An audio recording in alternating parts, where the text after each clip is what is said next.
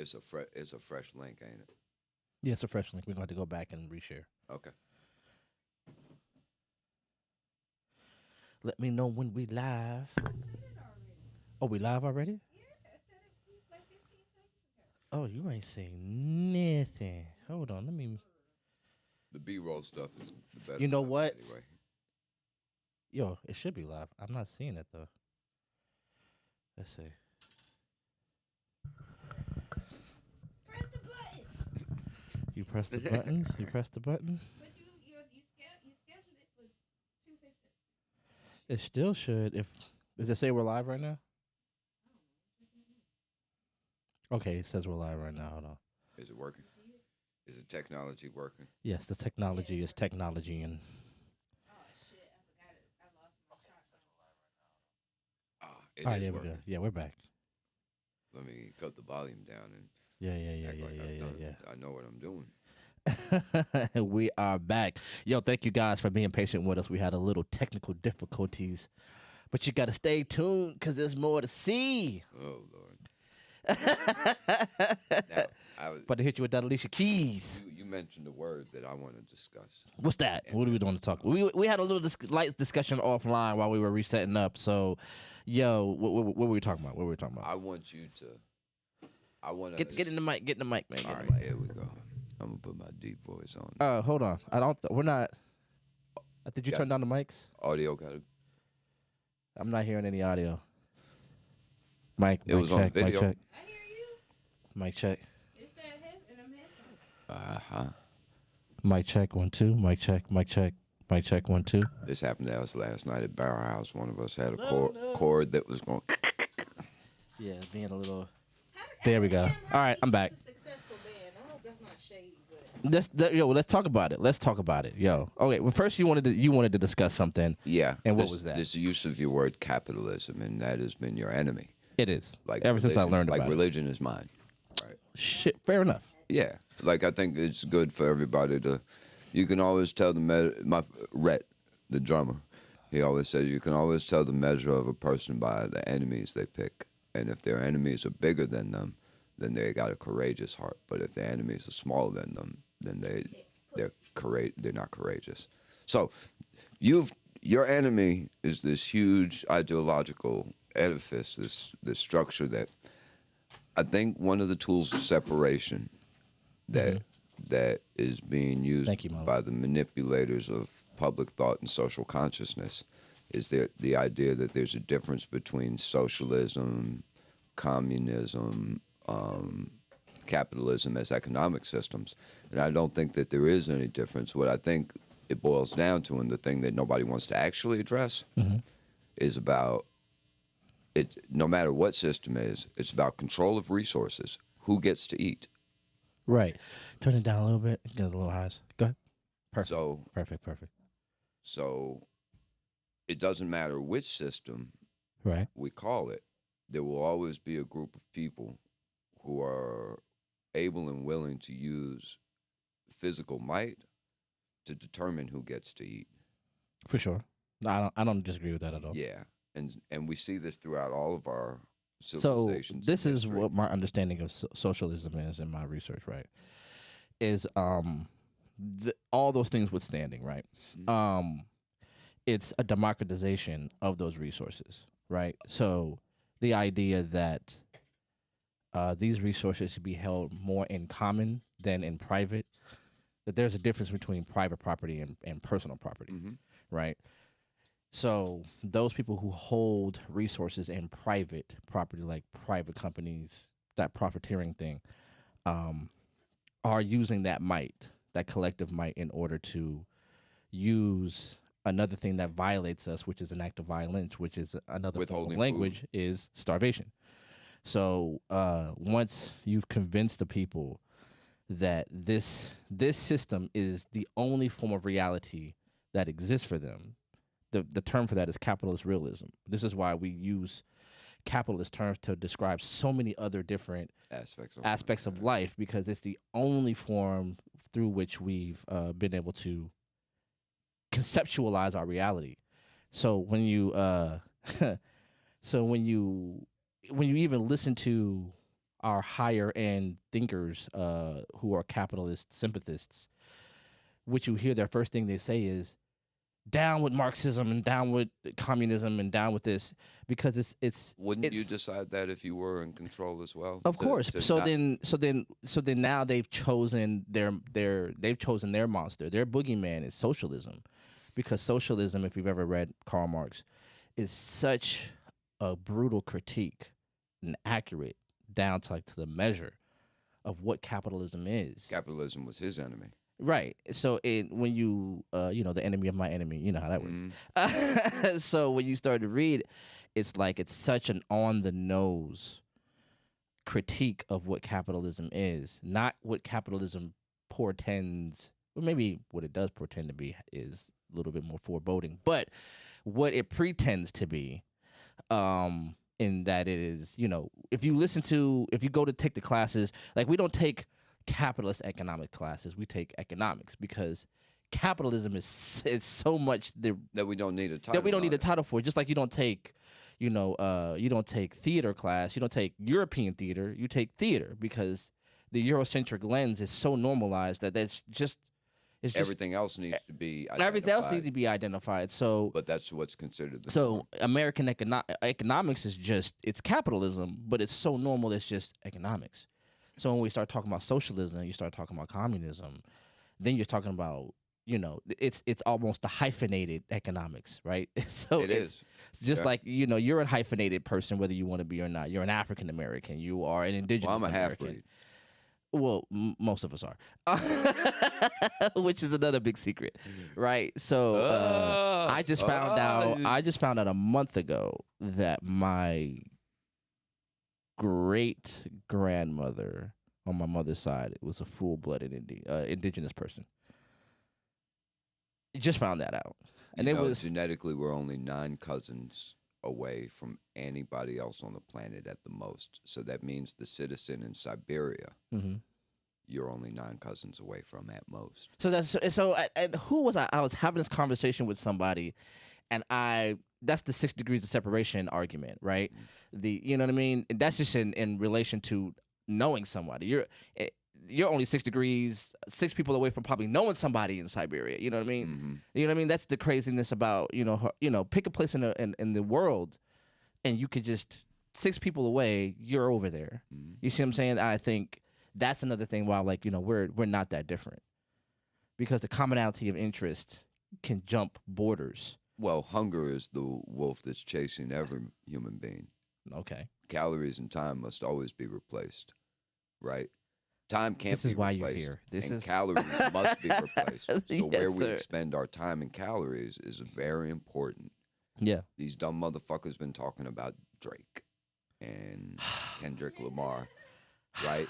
And that is how they chose to use their time and calories. These are the same people who would moan that they're not getting what they want out of life, not realizing that the time and calories that they wasted could have been better used towards pursuing, right? And Somebody asked me that yesterday. I was just waxing on about the stuff that me and you are talking about right now. And I was at work. We weren't doing shit. And they were like, why do you seem to know so much about so much? I said, it comes at a cost. And I said it to you in the car on the way here. I don't know a lot of current event shit. Like chasing the concepts of what, beguiles me or whatever takes me out of current events. oh, I couldn't tell you. It took a labor to sort of catch up to the Kendrick and Drake thing. We talked about it on the podcast, but I had to listen. You had to look I it had up. to look it up. I wasn't midstream already. You know what I mean? Well, the beautiful part about it is that every one of us, every single one of us, right, Mm-hmm. to some capacity has the ability and duty to ourselves to examine our lives. And when you choose not to, not that you were engineered socially to not do it. No, you chose not to because at a certain age and shit, man, you have the option to sit down. And look Somebody internally. exposed something to you, and you chose to not. And if you choose to not examine your shit, then you get what you get. You get what you get, right? Right, for sure. And there's a lot of factors that are in that, right, beyond the person's control. was the economics and education level of your parents, right? Mm-hmm. But at some point, after 26 years old, when you're full grown, that's when your brain stops developing. So anything under 26 is not an adult, right? Not a full grown adult. Mm-hmm. And chooses not to examine their life and go along, just keep on walking along the path, then thankfully we live in an indifferent universe that doesn't give a fuck about love, hate, right, wrong, and only consequences and actions. And when you see motherfuckers walking off the edge of the cliff and you don't change course, those consequences are welcome for you to partake in. And I think that is the great fairness and the equalizer of this world, is that everything in life is a binary choice of either action or inaction. Well, yeah, I mean, I think ultimately in the ultimate crisp black and whiteness of it, yes. Ooh, you talking my language now. But I also think that there are people who have been able to compel obedience that demands for you to walk off that cliff. I think it's a very brave human being. Like when you see, like when you speak about the indigenous people who chose to walk off a cliff rather than be subjugated. When you think about the African enslaved person that would rather jump off into shark infested water Down at Dunbar Creek, just Right. an hour away from here. Right, Eagle that would Land. rather, you know what I mean? That type of bravery betrays survival. Exactly. And that's why the people stay in line, is because their survival is dependent on The slow death rather than the quick murder. You know what I mean? right. So it's Which one would you choose? What would I choose? I quit drinking because it was a quicker death than cigarettes. I still smoke cigarettes. Those are slow coffin nails. Shh.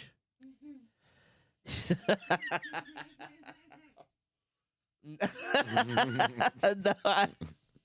Jesus. Yes. That's what they were no. called in the 20s. I mean, Cigarettes were called coffin nails. oh, really? Oh, crazy. No, I didn't know that. Somewhere, maybe later than the 20s, maybe the 40s or 50s, but that was the slang on the street, I think. They were called coffin nails. Hey, let me get a coffin nail. Crazy work. I'm not hip, but now I am. Should have never told me that.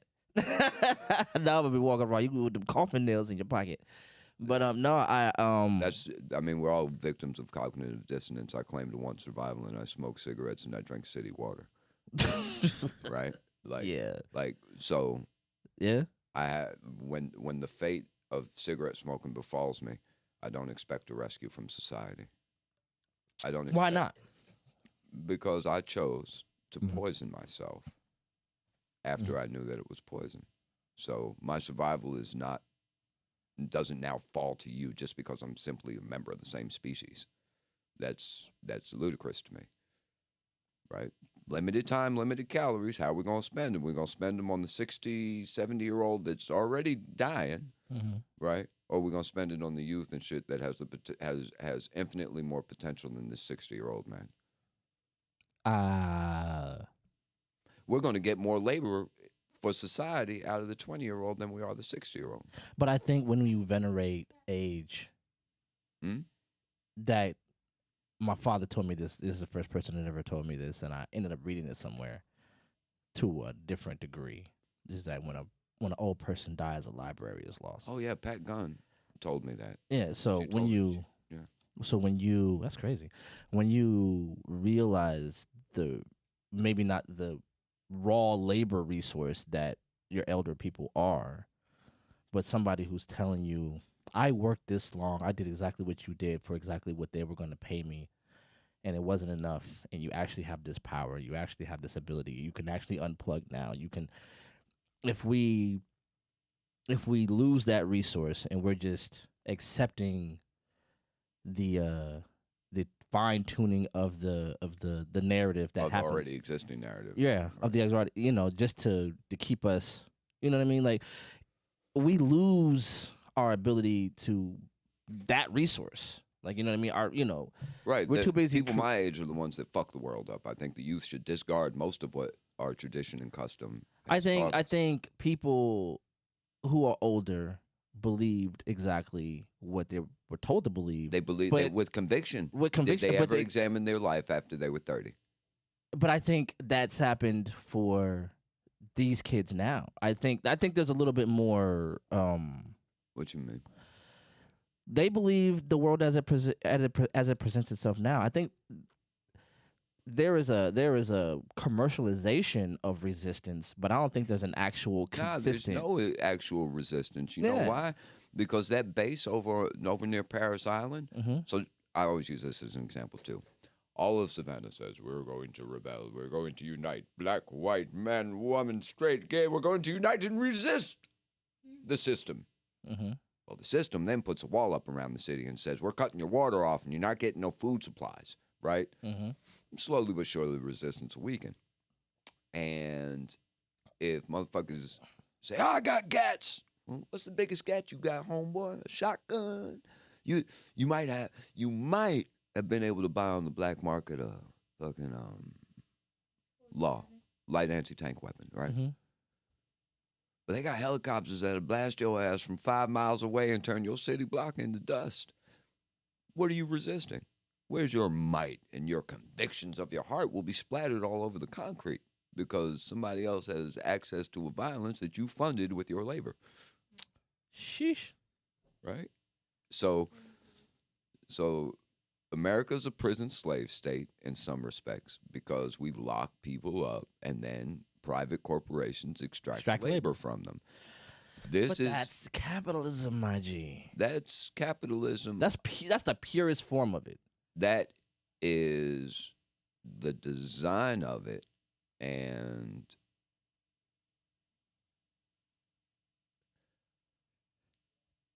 you know what I mean? Because you kill somebody. Mm-hmm.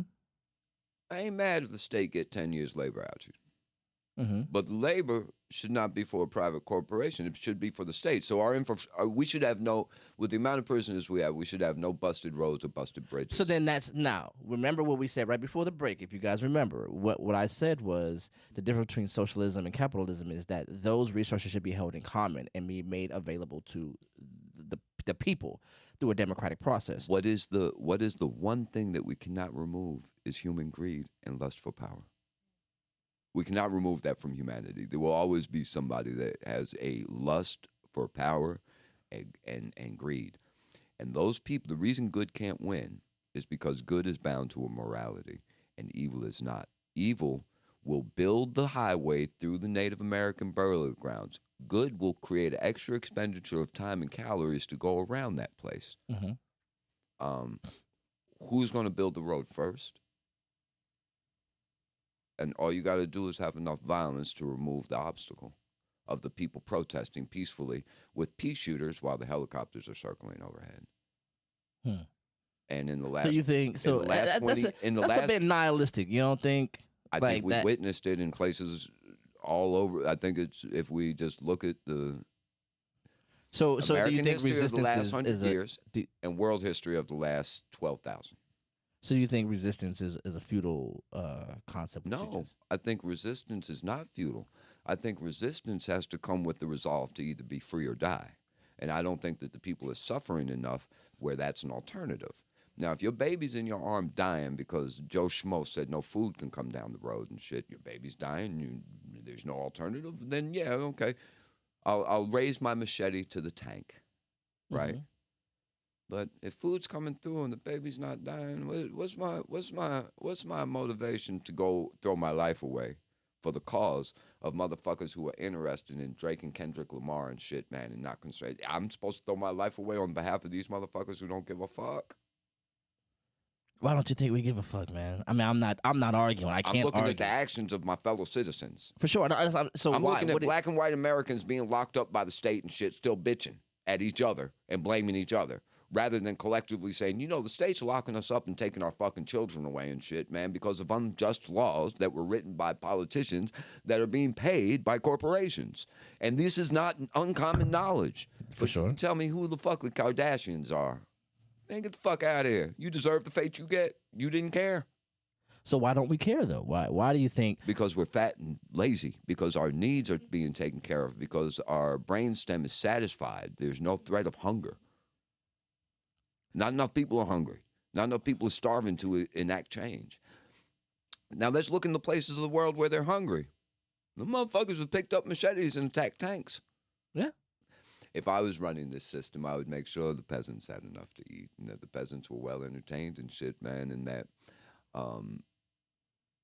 they could look at other places and say, shit, it ain't as bad as over there. We better keep our mouth shut. So we are the peasantry. We are not. I'm born to the peasant class. I'm from the commoners. I mean, so are you. Like, we don't know any rich people. We don't know people that are making decisions, right? Like, the motherfucker that sells steel doesn't give a fuck about which side of the conflict he's selling because they both got to make tanks. And the man that sells steel is getting paid from both sides.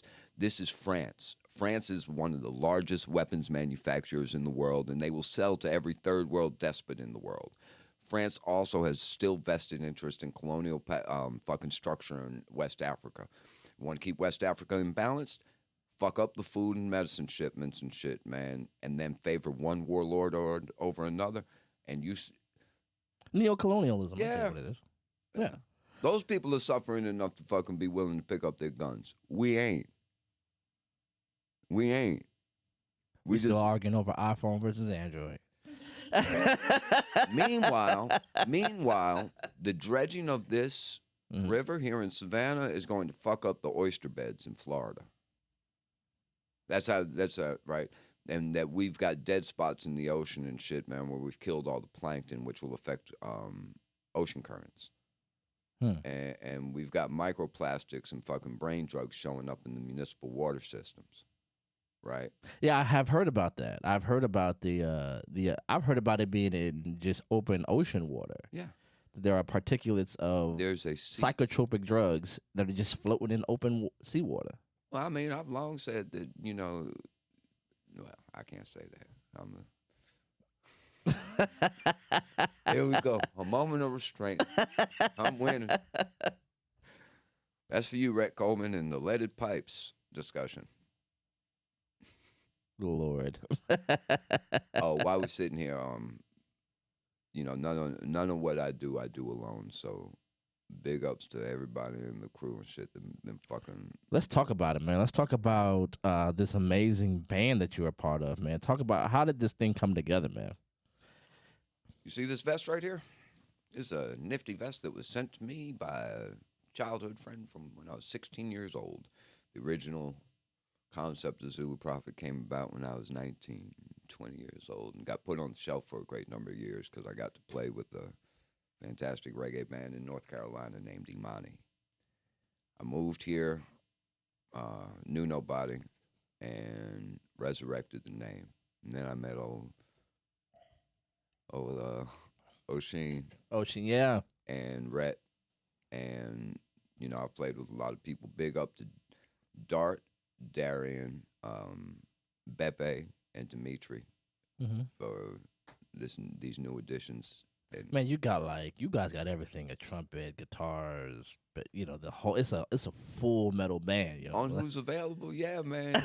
But O'Sheen was there from the get go, right? Oh yeah, I remember him from the very beginning. Yeah, for sure. Man, that motherfucker was sitting with me on River Street with a hat in front of us and shit, man, and. I like to tell this story, but I really could take you to the tree one night, 4 o'clock in the morning. We're ambulating down Bull Street. He's lit like a Christmas tree. Ambulating means walking slowly for those who are not as literate as Mr. Jones. And condescending means talking down to the motherfuckers. I just like that word, though, ambulate. I learned it in like 8th grade when I was doing a play, so that's why I know. It always struck out to me because it's related to the word ambulance. Right, yeah. Right? And so we shook hands under that tree one night, and I looked at him. I said, yo, man, I know what I'm doing. I said, I knew I couldn't go as far as I could go without him because of the way it felt when we played music. When I talk about, I really mean this, the first time we played together and shit, man, I thought to myself, I don't ever want to play without this motherfucker because the bastard could read my brain. Right? And I shook hands with him and I said, dude, stick with me and I'll split everything with you.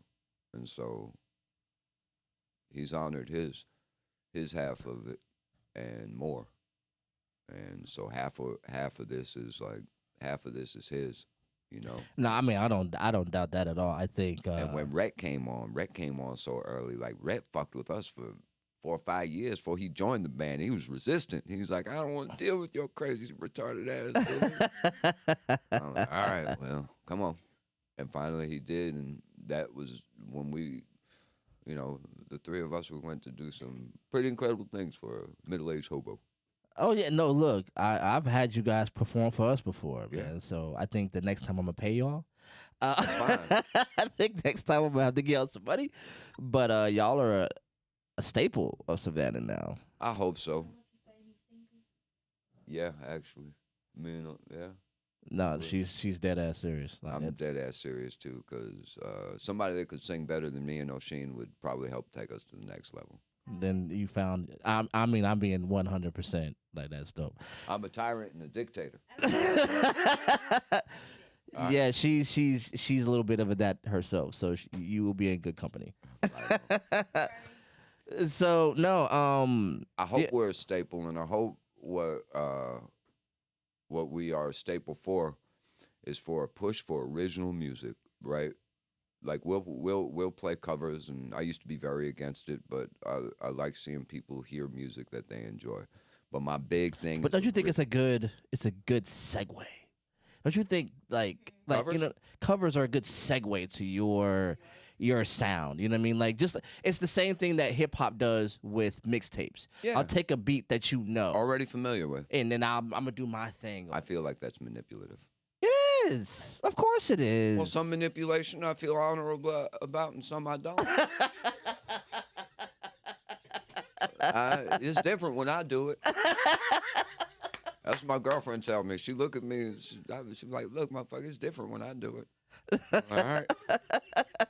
We all think that. We all feel that way about things, but you know, we're not allowed to be honest about it.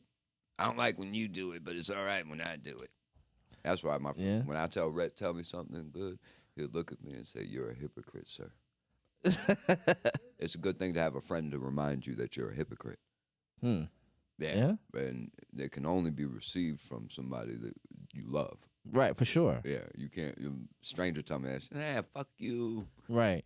And there has to be a value set that exists before that, and like a relationship that exists before that. So yeah. But I hope we are a good example for younger bands and shit, man. And I ain't got nothing against the cover bands, right? Like, Mhm.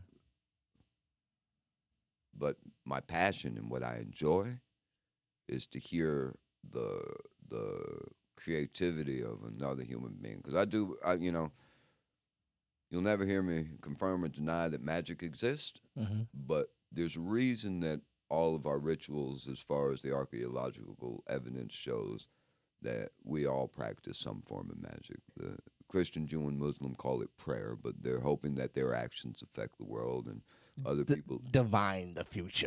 Yes. other people light candles, and other people talk to ancestors, right? So my love of mathematics and the perfection in mathematics makes music a vehicle for magic for me, because and I may be delusional, right? I may be as delusional as everybody else, but I believe that the intention and the emotion that happens between the actual striking or playing of the instrument and the receiver, if both those parties can like take out that jack in their head and plug it into this like third railroad track slipstream of The ether. the ether. Right? They talk about being a flow state, right? For all these different things. And so anything can be elevated to an art form, right? Like cabinet making and shit, right? Oh yeah, they say science done well is art. Yeah. Yeah. Science done well is art, and science is just fucking damn reimagination and interpretation of mysticism. Here is my I'm gonna Tweak it. I'm gonna refine what you're saying. This is what I figured out for myself. Whether you call it God or you call it the universe, science is just the mathematic of God's will. Once you realize what was created and you're able to break down the science of it, you just got behind the magic. It's just like when you looked at The Wizard of Oz. And remember that now, mind you, the Wizard of Oz came out like the 40s or the 50s, right? Earlier than that, it was a film from the late 20s, early 30s. Right. So then you're looking at pyrotechnics and holographic images in such an early time. Now imagine seeing that, right, and just believing in everything that's coming out of this literal talking head. So lack of knowledge. Right. So then now your innocence is like, oh my God, this is an amazing power. Now, remember what happens when the dog tore back the curtain. Not all of a sudden they were disillusioned. Even though with a bunch of turning wheels and bulbs and fucking vacuum tubes, this person was able to create something that we struggle to do now. That woman was disillusioned because it wasn't magic, because now she saw the science. You see what I'm saying? So science is just the mathematics of God. A lot of us are disillusioned with the universe, disillusioned with God. Do I believe in the Most High? No, I said, do you have a God? Yes. Okay. So a lot of us are disillusioned by that because we figured out some of the mathematics. We figured out some of the science. It doesn't mean that if I build a car and you've never met me, but then you meet me, does that mean that my car doesn't exist? Or that I'm not the builder of the car because now you met me or not? You know what I mean? So it's like, does God not exist just because you figured out how photosynthesis works? Well, do you see what I'm saying? If you figured out how my car works for yourself, then does that mean that I didn't build it anymore? I say it that way. Does that mean, oh, well, you couldn't have built this car because I understand how fuel injection works? Well, you figured it out, but I still built it. It's still me building it. Does that mean the Most High God? But you're a human being and a person that I can see and interact with. Right. The God the gods of the Middle East haven't performed a single miracle since the Bronze Age, nor shown their presence. But that's only because you count science as the miracle and not because you understand the mathematics. Do you understand? I think I'm following. Because if something, but again, but you're here. I can touch and see and feel you. There's no deity that can be touched, seen, and felt. Well, for you to say that there is a deity, it's up to you to prove that. But my answer to God is I don't know. Right. So then and here you don't either. But you got faith. There you go. But faith is not a suitable action plan. Faith is a suitable action plan for the faithful. For the faithful, right? So then when you're hungry enough, that faith will make you pick up a machete versus a tank. That faith, you know what I mean? That's why they say even for soldiers, they'd say there's no atheists in foxholes. You're gonna pick up something. Because there's nothing telling you'll survive this. There's also a lot more atheists after they get back home, and they say there is no God after seeing what I've seen. Well, after you've seen what men are able to do, and you say that why didn't a God stop this? I saw this great meme about Auschwitz. You know, my brother-in-law was at Auschwitz. No, I didn't. Yeah. Well, I am very sorry to hear that. He was 13 years old or so the last time he saw his family. He had the tattoo on his arm, right? And this is somebody who I was around from my earliest days, my sister's husband. And I saw a meme today that had the gates of Auschwitz and something that may or may not be true, but it was scrawled on the walls. It said, if I meet God, he'll have to beg my forgiveness. You feel me? Mm-hmm. And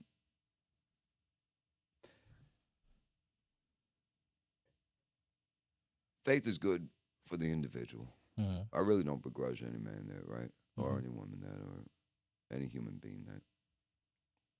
I don't begrudge anybody that. They become my enemy when they seek to mold the society that I inhabit as well as them to follow their deity's rules. Mm-hmm. Right? And so do you think there's a theoretically, America is supposed to be a pluralist society?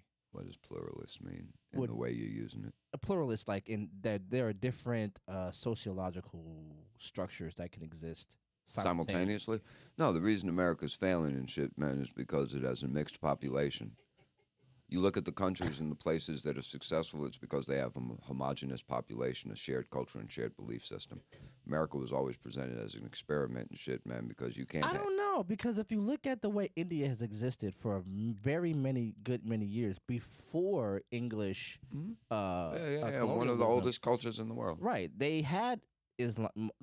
They still to this day have so many different micro-organized faiths that exist inside of them, and to include Muslims and include all the different deities that they all. How many millions were slaughtered in that road to right now?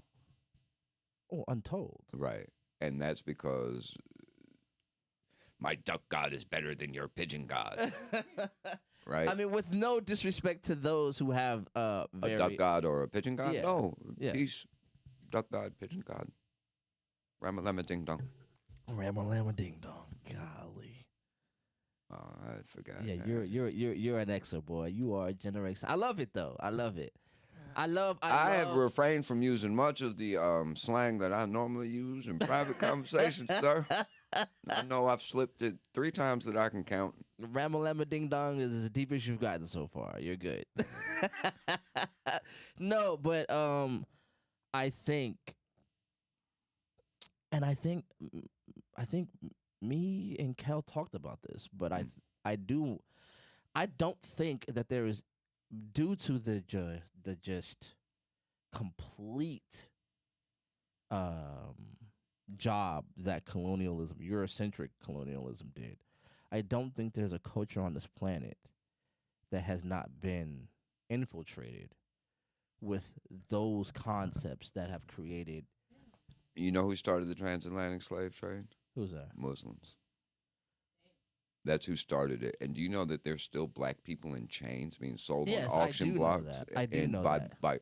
So the infection on humanity of the Abrahamic deities, it's wickedness and shit, man, and inhumanity. But here's the different thing. Because, right, It's real easy for us to be pissed at European colonialism because it's the most recent, right? Like even O'Sheen. I think that is the most dehumanizing. Let me tell you why. All right. Because when the Abrahamic religions went into Africa, while they created slaves as slaves were understood by their culture. They didn't do the dehumanizing chattel slavery that Eurocentricity did. Yeah, Europe practiced that on Ireland first. The plantation system that they implemented in the South was something that they ran in Ireland first and then imported here to get this big wealth. So many Irish people have zero problems with African people. Every time I've talked to somebody who understands, especially from Northern Ireland, they don't have the same problem with African people that the rest of Europe has, because they have a shared understanding, a history of Western culture, right? Well, they have a shared history of being under British colonialism. Yes. Just like exactly. Asia. So what happened is, think about what happened with African cultures that were affected by the Islamic infiltration. You know how Islam converts you, right? The same way the Catholics do. But here's you're gonna bow to my God or end on my sword. But guess what happens when they leave? They left with kings. When you look at Mansa Musa, this was an African, the richest man in history. Was an African man who also followed the Islamic faith. Because he'd have died if he didn't. So here's he'd have died if the threat of death is how you get converted. And I don't disagree. Okay. Yeah, it's the threat of I'm gonna kill your people unless you bow to my God. But guess what? But I'm gonna also leave you, and I'm gonna let you govern your people as you will. That the whole what is it? Earth and water. Like, if you submit to me, then you live your life the way you want to live. So. No, you don't live your life the way you want to live. You pay me a tribute in your goods and gold and food every year, or I come with my army to slaughter your people. But that's theoretical. No, that's not theoretical. That's if we look at the history of Islam, that's how Islam spread. They surround your city and they say. So then, how was Mansa Musa allowed to be as the most prolific figure in history if he's money-wise? Yeah. If I mean, nobody that rich does not have an army that is as all conflict is costly, even if you win, right? Of course, So there's if they Pyrrhic so victories. diplomacy is a way to extract. I love these conversations. You're gonna come back. You gonna bring me back? We're bringing you back. You about to get some hate mail. If you have that bastard, if you have that nappy-head black bastard back, I will never support you again. I will. He didn't pull a party line. I will. What do you call that? I will. He didn't say everything our group did was good and everything else everybody did was bad. He can't be down for the cause. This brand on a pyre for this kind of conversation. I'll come anytime you ask when my time is available. You gave me 2 days notice for this, maybe 3. And You've had 12 years notice. Our friendship is a very long-standing. I'm gonna get you in a room, and we're gonna talk about some stuff. I'd be happy to, man. Thank you for thinking enough of me and thinking about enough of my blah blah bullshit to actually put me. No, on man, here, it's no blah blah bullshit. It is. It's just my opinions, man. I I may be wrong about every But you have single to. thing. I'm gonna use your terms against you. You have spent your calories and time and time on uselessness and on the righteous pursuit of a better understanding than what you've been given by people who want to keep you in a certain place. I had an advantage that a lot of people don't have. I had parents that made sure I fucking read, right? Same. I had parents that made sure I had critical thinking and cognitive skills and problem solving skills. Not everybody has that, right? But not by, I will say this as a single parent, not always by the fault of the parent. Like, I just don't value those things. No, you don't have time because you're making food, making sure there's food and roof. Yeah, Right. I get it. Yeah. So collectively, right? So just imagine that having enough time to nurture your own offspring is a premium that most of us can't pay. Because we want to have the internet, and so we choose to waste our resources on a lot of bullshit, right? Right. Jesus Christ. So the $100 a month I spend on the internet could be I'm used. I'm the mama and the daddy. I've done it all. Oh. Everything. Now Well, you know everything. what? I'm not even gonna contest that as many times as I've heard the other side of it, right? On Father's Day, right? Right. But yeah, I think that this is what I was talking about the examination. You drink fucking 3 beers a night at we had one $3 person a chime piece, in, right? Tom Cooler said, "Bend to my God or you will die" is not much of a choice there. Yeah, that's what Tom said. Yeah, that's what Tom said. No, he's dope. He's got Savannah Citrus is the name of his business, and he's at the Forsyth Farmers Market on Saturdays. Okay, dope. He got some dope ass tea that he made. How dope? Dope enough for me to pay. Dope enough for me to go extracurricular dope. Like Okay. it was some really good tea. It's got whole dried oranges in it. Where is this? At the Forsyth Farmers Market. Is on that every Saturdays. first Saturday of the month? Is that what? No, it's every Saturday. Is it every Saturday? Yeah, you need to go there. And when you go there, visit Tea in the morning. A tea and a blunt in the morning? visit Alake's pecans. He's a local farmer that harvests the. If you continue further down, you All right, got, hey, calm down. Hey, Tom, you got to pay for this kind of promo. We're done here, sir. I'll let you talk about anything you want to, but I'll be damned, damned if sir. he's gonna do free promotions on my shit. You And mother that- sons of bitches gonna pay. Hey, Capitalism. Fuck that. it got me. Well, we're all born into the world we inherit, right? We didn't get to choose the conditions of the world. All we can do is choose our reaction to it, and it's better to respond than react. React means that means that your emotions are forcing your action, and response means that you've considered 3 steps after your action, right? Motherfucker say something smart to me, I can say fuck you, right? So chess is a game of response and not reaction. Human beings are a game of the game of human beings is the game that people need to get good at, the game of humaning, right? Like me and you are looking at each other in the eyes right now and shit, man, but we're also taking in all this nonverbal communication and shit that's going on. So you are your hand going up, the smile on your face and Yes, shit, sir. right? Nah. So a slick motherfucker Mm-hmm. would learn how to use that to their advantage, right? Sometimes it behooves you to shake the hands of your enemy or to smile at somebody you despise and shit so that you can get some time and calories in your favor.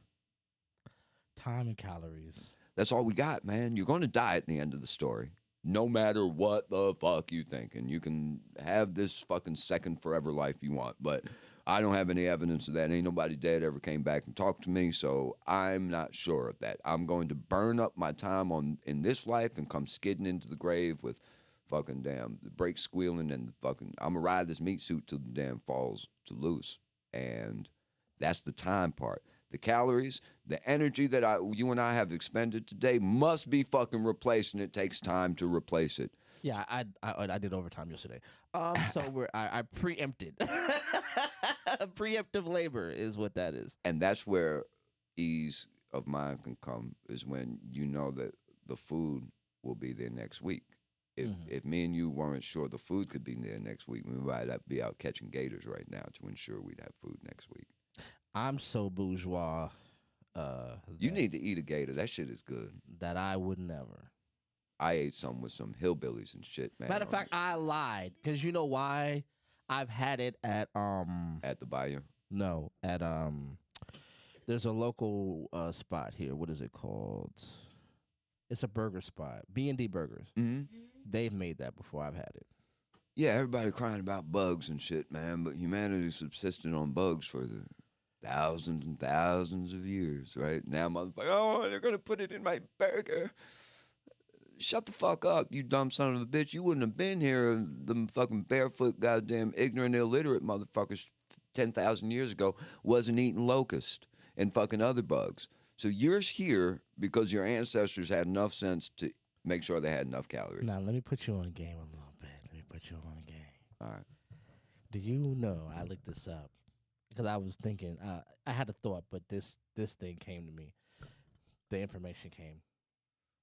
Do you know what is the most telling difference in the human, if you believe in it, evolution, the human separation the genus from, like the ancient New World monkey or whatever? The Desanovans, the Cro-Magnons. Yeah. Do you know what the biggest difference was? Do you know what the biggest difference was?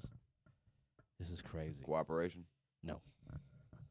You know, we had sex with them too. Yeah, there's just like 5%. There's only one place in the world that has humans with no Neanderthal DNA. Where is that? Sudan. Crazy. Sudan, which is considered the birthplace of humanity. So it originates here and starts spreading out. As it starts spreading out, that mutates itself. It says, "Oh, look, there's another species, but I think it'll fit. Let me try." Yeah. And that's why 4% of all current human beings, all human beings have between 4 and 6% of Neanderthal. I was just about to say that. I've seen 5, but so what do you think it is? What do you think the biggest separation, the biggest thing that has increased our brain size, our cognitive, the creation of proteins in meat? No, not. But that's a part of it. But just one more guess. Fire. Damn it. You son of a bitch. Yes, that is it. Well, fire is the game changer, and all of our mythology talks about it. So Prometheus is the Greek version of Satan, right? And Satan is the knowledge bringer. Satan is the knowledge that he gave people was how to create fire and use it as a tool, right? If we go further back to an older story, we have Gilgamesh, and one of his antagonists was a talking snake who took the flower of life down to the bottom of the sea. This is 5,000 years before the Yahweh deity rose up out of the Canaanite population, right? So it can't be true because it is a retelling of an older story. So if we're going to find the truth of things, we'll go to the origin of it. Right, for sure. So we find these recurring themes. Now, fire allows us to do a magical thing, which is extract metal out of the ground, which is stronger than wood or clay. And now you can build a plow that will last generationally and a sword that will last generationally. But even before that, what happens we cooked our meat. And we cooked our foods that denatured the proteins in the meats and made it so we could and made use it it easier to digest. So now your body isn't using so much energy or to digest, which gives your body more energy to develop to a brain. develop a mind. And so that's why 50% of the calories that we use are used by our brains. The other 50% is used by our body. So that's crazy. I hate So that if you you're have a lot of finishing my brain thoughts, work, but eat pasta beforehand because it's a whole bunch of carbohydrates and shit, man, which will fuel your brain. I was just telling somebody that yesterday. Like, carbs are instant energy. This is why you use it. I told them that the human experiment that was, unfortunately, slavery was genetic modification. Yeah. So people always say, well, how come those blacks always do better in sports? Well, motherfucker, for 10 generations and shit, you only allowed the largest, most physically fit, brightest, all those things to produce offspring. So here's what I said. So here's the thing. So then now when you get into diet, I said, the survival of that was 400 or 500 years. The end of slavery was a day. Evolution was 400 or 500 years. Social evolution of that institution, right? Right. So yeah. So then you have 1863. So you're 1619, and then all the way up to this common day, you still have the slaves' diet without the slaves' expectation.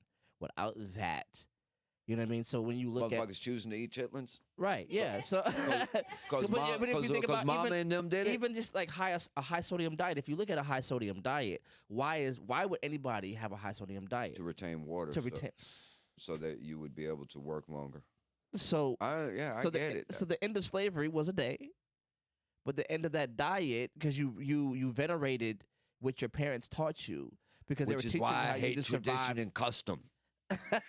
It serves us no point. We're doing destructive things just because mama and them did it like that. Well, I think, and this shit goes from the fucking projects to the trailer park. But I think that 100%. But I think that cultural lag is not necessarily an evil.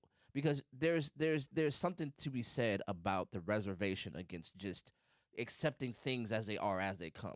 A bit of hesitation. Mm-hmm. There's an old phrase that I remember is, caution is not cowardice. Even the ants marched armed. Right? So it's wisdom. Take a second. Like, don't just take everything on face value. Like, hey, give me a minute. Find out how deep the water is before you jump in face Exactly. first. Like, I like to say you gotta take a few steps back before you get a running start. You know what I'm saying? That's wisdom. Now, when you're 12, you don't do that. You don't do that shit. You know what I mean? Been hurt enough to modify your behavior. Yeah. So I think traditions and customs protect us a little bit against the advances of society that have not been yet checked. We haven't bench test some of these ideas. Like the ADH medication. Yeah, you know what I'm saying? We just took it. Yeah. That's the beauty and the fairness of it. The consequence is there, no matter if you are aware of it or not. You can pick the snake up, not knowing if it's poisonous or not. And when it bites you, you will find out. For sure.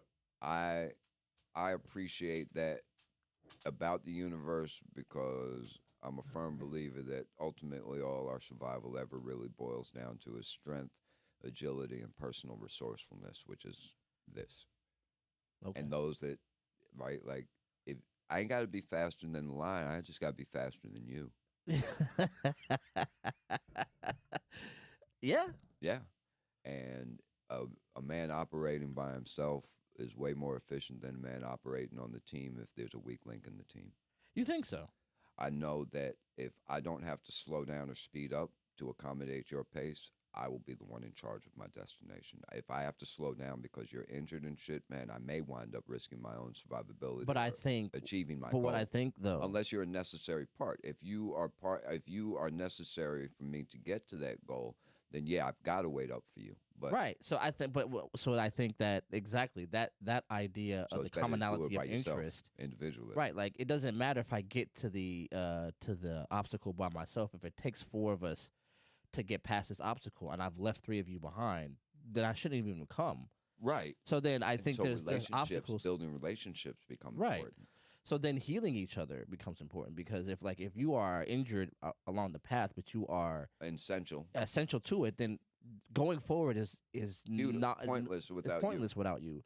But I think individualism teaches us that any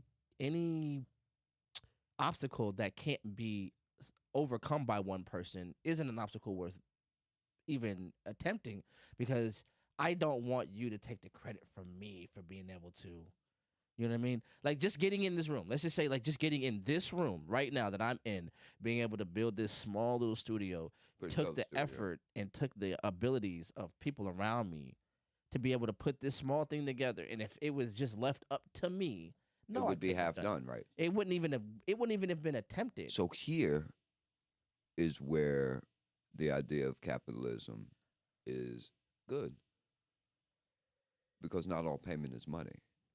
There's What? There's capitalists understand that, but they don't teach that there's to not the a consumer. physical. Well, all of my wealth is in my relationships. See, I wouldn't have a platform to speak on if I hadn't maintained a 10-year friendship with you.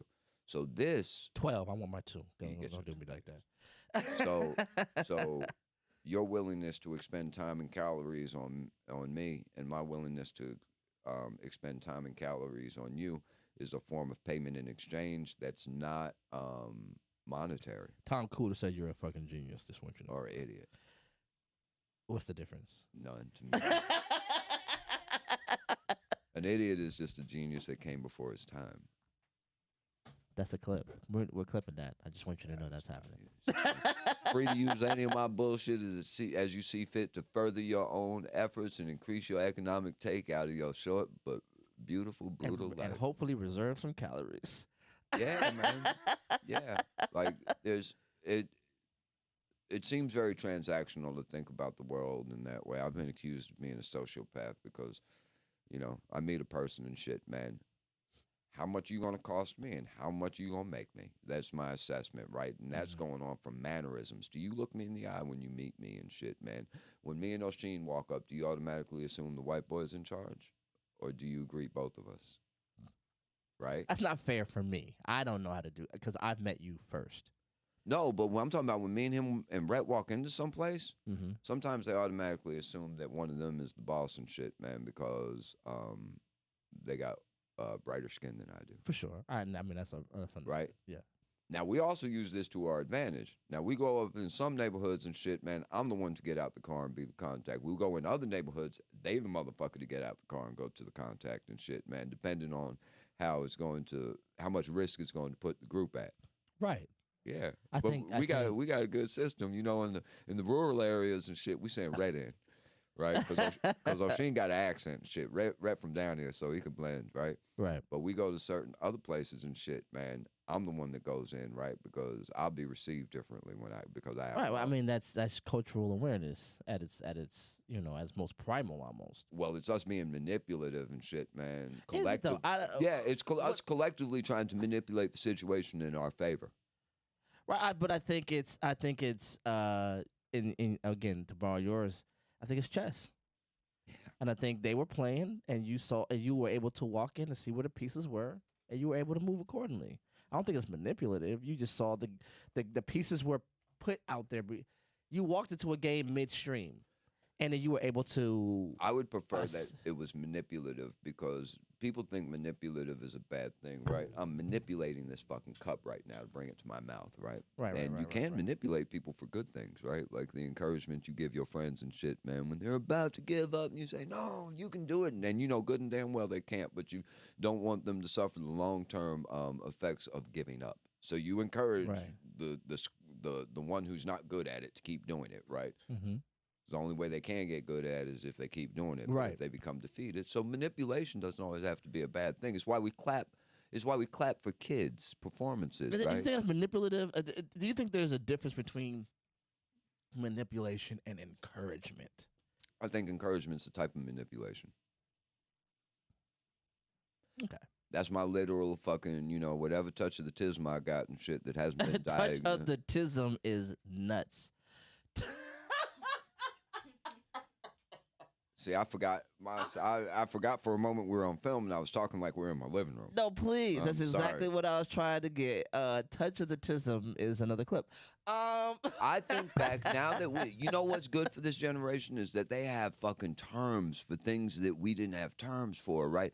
I think about how many motherfucking kids I knew growing up and shit, man, who by my limited understanding of autism and shit, would have been classified as autistic, and we didn't have no word for it. They were just fucking either the cool weird kid or the weird kid that got avoided. We didn't have no fucking name for it.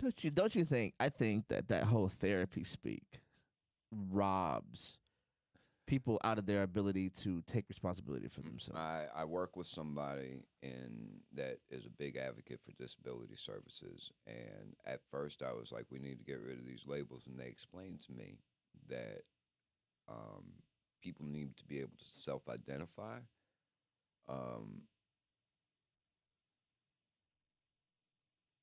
So they don't become invisible. I think while that sounds very noble, I'm talking about people with developmental disabilities. and for those people who have marked, you know what I mean. But the person out there that, oh, I cleaned up my kitchen because I have ADHD or I, you know what I mean. I think the or the common diagnosis robs people of motivation. Right, the world had to be built with straight lines to move the masses of people that have to move through the world. Not everybody's default is a straight line, but you must learn to walk a straight line if you are to be able to maneuver through society with ease. So you have a choice. You can say, "Hey, world, you got to adapt to me," or you can adapt to the world. One of those is going to be infinitely harder than the other. Right. So I think we're just talking about species, your ability to adapt to your world. And humans have been very peculiar in that way. We've been able to manipulate the world. We got the pesky thing, the pesky emotional fucking evolutionary like baggage that we've been carrying with us that is essential to our survival. Empathy.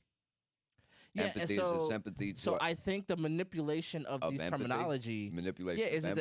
Is a manipulation. Oh, I have this, so you have to consider me differently than you would consider somebody who is considered to be that straight line walker.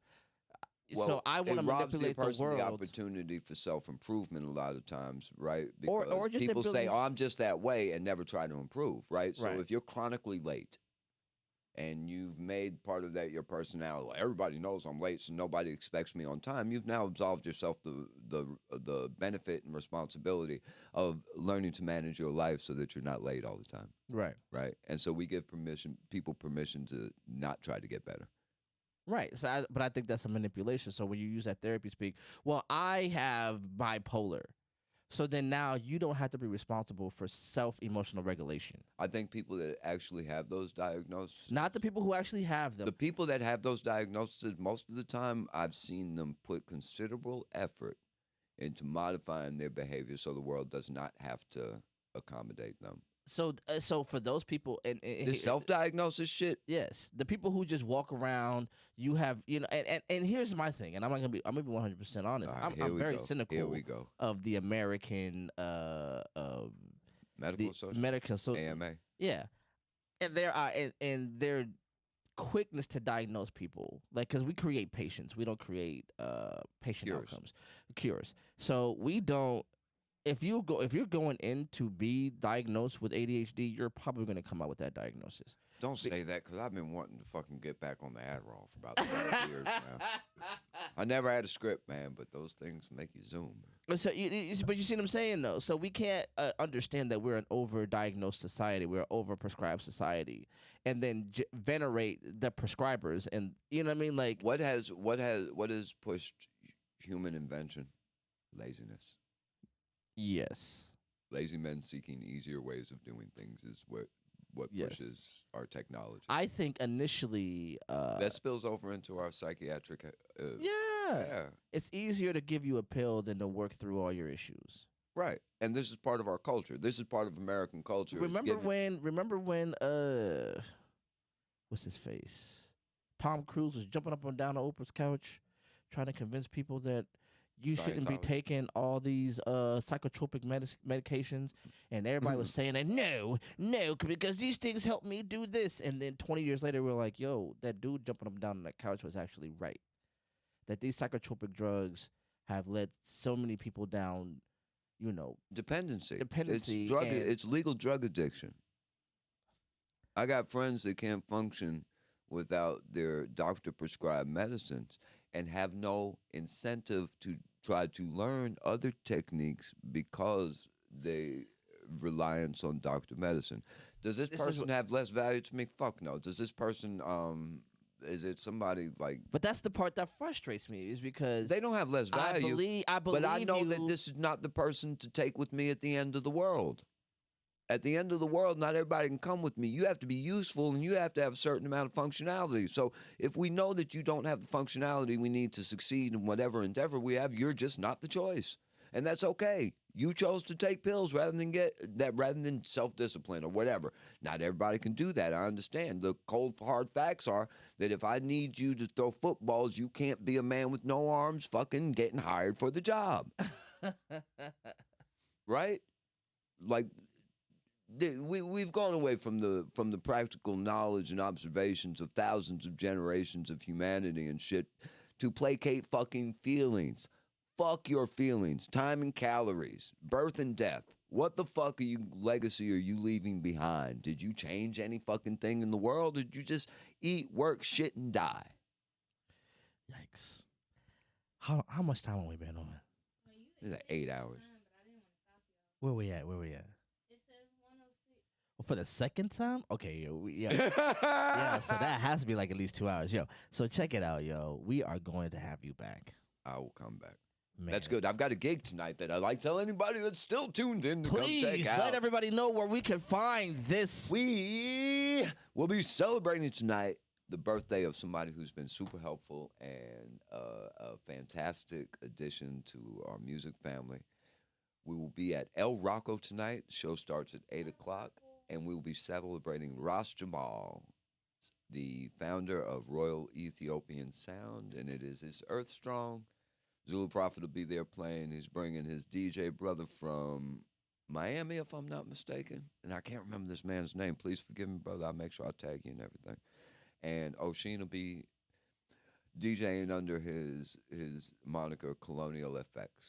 Colonial Effects is crazy work. Well, it's great because he's a fucking Irishman that moved to the American South, Mm-hmm. right? And so he's had his lifetimes viewing the effects of British colonialism in his homeland, who had its original language and religion squashed out by other religion. Mm-hmm.